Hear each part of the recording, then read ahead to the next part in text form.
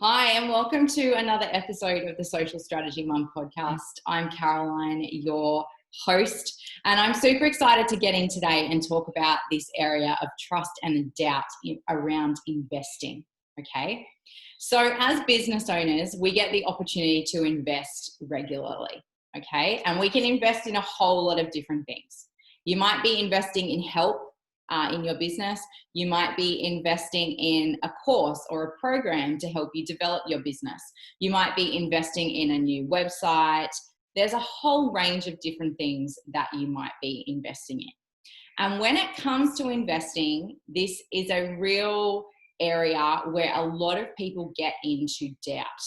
Okay. And doubt is ultimately fear. And I just want to take a second to acknowledge the fact that fear absolutely has a job, okay? I don't know how many of you out there have ever read the book Big Magic by Elizabeth Gilbert, but basically she has this analogy about fear and the fact that we don't want fear to be driving the car, but we also have to accept that fear's probably still going to hang around in the back seat, okay? And that we ultimately choose whether we listen to the fear or we don't listen to the fear. And that we need to acknowledge that the fear is kind of there for a reason, okay? It's the part of our brain that's like, oh, this is different. Oh, this is new. Oh, there's risk associated with this. I don't want you to die, so I'm going to make you really quite fearful, okay? Now, that doubt and fear is the opposite to trust. And so what I want to talk to you now about are the three pieces of trust that you have to have in order to invest.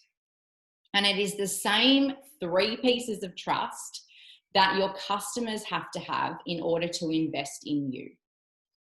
So I think this is a really important conversation for us to be having. So let's get into it, right? And let's talk about what these three pieces of trust are, okay? The first thing that people who are investing have to trust is the person that they're investing in or the person that they're buying off. So if you are going to sign up for one of my coaching packages or mastermind or even one of my smaller courses, you have to trust me, okay? Just like your customers have to trust you. So ultimately, this whole idea of know, like, and trust is extremely important. And we need to have content and a strategy for content that really supports that know, like, and trust factor. I've talked quite a lot throughout the podcast and other video with my clients about the customer journey that we take our customers on. And one of the biggest phases of that journey, once someone becomes aware, is turning them into a raving fan. And the pieces of a raving fan are that they know, like, and trust you. And before they can become the buying customer, they have to have that know, like, and trust. Okay? So start thinking about the content that you are creating that is helping people to have that know, like, and trust factor. And then also start thinking about the people that you have invested in. And what is it about them that has been a know, like, and trust factor for you? Okay. What have you seen them do? What content have they produced? What process have you been through with them that has brought you to knowing, liking, and trusting? Because that will give you a very good indication of the kind of things you want to be doing in your business. The second thing that people have to trust when they're investing is they have to actually trust the offer and the outcome that's being offered up. And so we really need to be thinking about the way that we position that to the people that are buying from us. And a lot of this comes from our messaging, okay? So we really need to think about what it's going to take for someone to trust that they're going to get the outcome from the program or the coaching package. It's the same as the kind of content that we would create in our businesses to help our customers know that they can trust that they're going to get the outcome they're looking for. For example, if you're selling skincare, okay, and there are hundreds of thousands of skincare brands out there, you need to be thinking about what makes your skincare different. And when you talk about the outcomes that are going to come from your skincare and how amazing it's going to be, what does it take for somebody to trust that that's actually going to be the case? The types of content that help with the trust of the offer and the trust of what you're putting out there and the value of what's putting out there are things like testimonials. Like, that's the best, most amazing example that I can give you because it's that whole idea of somebody else telling them that it really was as amazing as they were trusting it was going to be. Okay. What I want to do now, though, is talk about the third thing, the third trust piece, okay? And this is actually the biggest, and it can be the most difficult for people to overcome. And that is that the customer has to trust themselves to get the result or to see it through, okay? Let me give you an example of where this plays out in my business, okay? Someone's going to buy one of my courses, Kickstart Your Content, for example. They have to trust themselves to see the course through and actually put it into action so that it's a worthwhile investment. And there can be all sorts of stories affecting their ability to trust that, okay? So it might be a story like, I've bought lots of courses and I've never seen the return on investment. It might be a story like, I always buy the courses, but I'm not a finisher, okay? It might be a story like I had for a really long time, which is I buy all the courses, I do them, but I don't really implement the things and actually see them through, okay? For your customers, there could be very similar stories that are undermining their ability to trust themselves. To go back to our skincare example, there could be this underlying story for your customer who wants to buy your skincare range. Oh, well, I've used so many different types of skincare before and none of them have worked for me. Or I've used quite a few before and I've ended up with skin irritation rather than my skin feeling better. Or I always buy the products, but I just never consistently use them, and then I just don't see the outcome that I was looking for, so why would I want to spend the money now?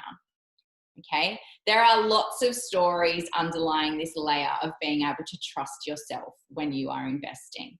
And that is where the biggest, most ultimate piece of doubt comes from. Okay, because if you don't feel like you can trust yourself to see it through and make the most of the investment, then you're probably not going to make the investment. As business owners, even though we probably came into our business just wanting to serve or sell our thing, we ultimately realize that what we actually have to be is really good marketers. And the businesses that succeed are those that manage to really, really nail their marketing. And part of nailing marketing is understanding these trust and doubt pieces when it comes to investment or when it comes to purchasing or when it comes to making conversions. Because we ultimately can control the trust that people have in us. We can control the trust that they have in our product in a way. And we can also really speak to the trust issues or doubt that they might have around their own ability to follow through.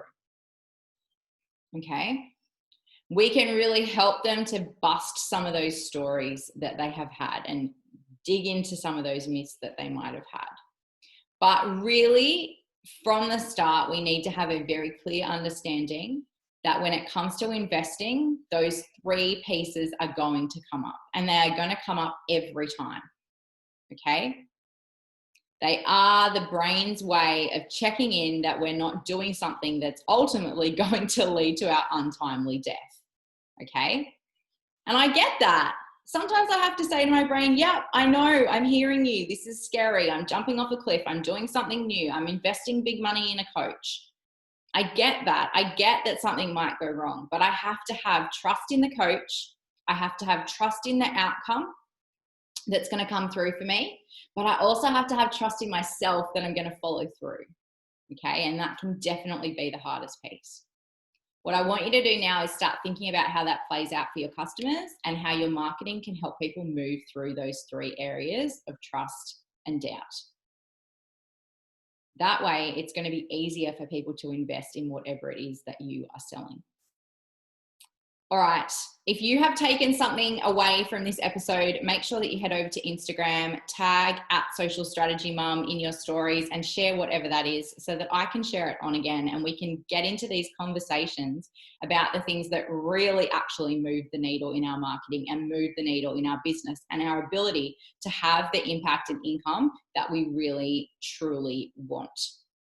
Thank you so much for joining me for this episode. If you want to be part of more conversations like this, make sure that you head on over and join the Juggling, Motherhood and Business Building Facebook group. I would absolutely love to see you inside. And I'll see you guys again next week for another episode of the Social Strategy Mum podcast and live show. Have a great week.